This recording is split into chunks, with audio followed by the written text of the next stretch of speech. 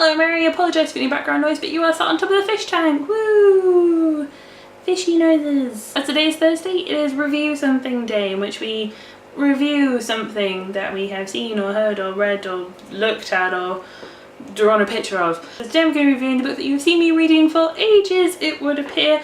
Like the Pilgramage of Harold Fry. I'm not going to say this book is something that should take you a really long time to read. It was easy enough for me to put down and then come back to later on. But I finally finished it yesterday, was on the train down to London, so I thought that I would tell you about it now while it's fresh in my head. Basically it's the story of this guy who gets a letter from someone that he was friends with when they worked together 20 years ago saying that she was dying of terminal cancer. He didn't really know what to do, whether to ring her or go see her, so he ends up writing her a letter. But as he goes to post the letter, he ends up walking past the postbox and then past the next postbox and then past the next postbox until he just realises that he's just walking to see her. This might not seem like too much of a big feat, however he lives in like the south of Devon, which as you know is really far down at the bottom of the country, and she lives just over the border in Scotland, so it's kind of a way to walk just the entire length of England.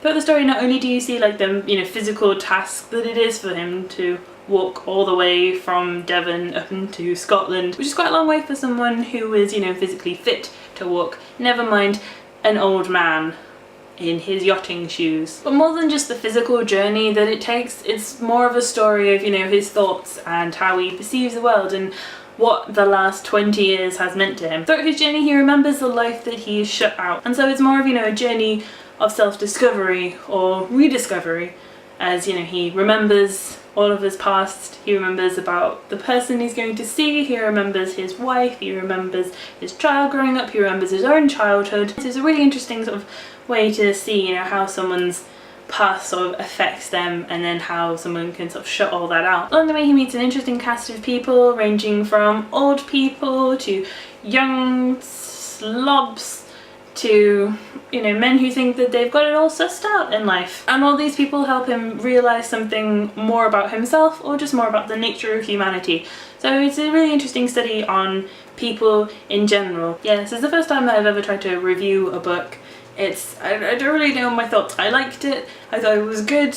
It was different to the kind of books that I normally read, which are, Harry Potter, Hunger Games, kind of. I like that sort of action-y, adventure-y story that you never want to put down. This isn't necessarily a not put down book, but it was definitely something that I could put down and then come back to, but I hadn't forgotten anything. It was still a really interesting read. It was really nice observations on people. I would give this book 4 out of 5 sheep on a sheep reader meter scale. If you want to borrow this to read it, let me know, because I can give it to you, because I'm here. I have lots of other books that I need to read, so hopefully I can read lots of them before I go to Japan, because oh yeah, I'm going there in like a month and a day.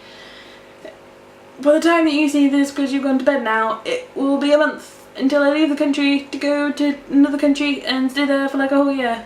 This is crazy thoughts in my head, because it's a country and with the language of which I do not speak particularly well, and I hope that I can do at some point. I think my book review has been somewhat kind of entertaining, informative, I don't really know. Hopefully I'll get better at these kind of reviewing things. The fact is that Shigeru Miyamoto wanted the Zelda series to be in first person rather than third person, but then people told him that was a shit idea and they wanted to see little Link running around. Fun times! Okay, cool. Bye! See you tomorrow!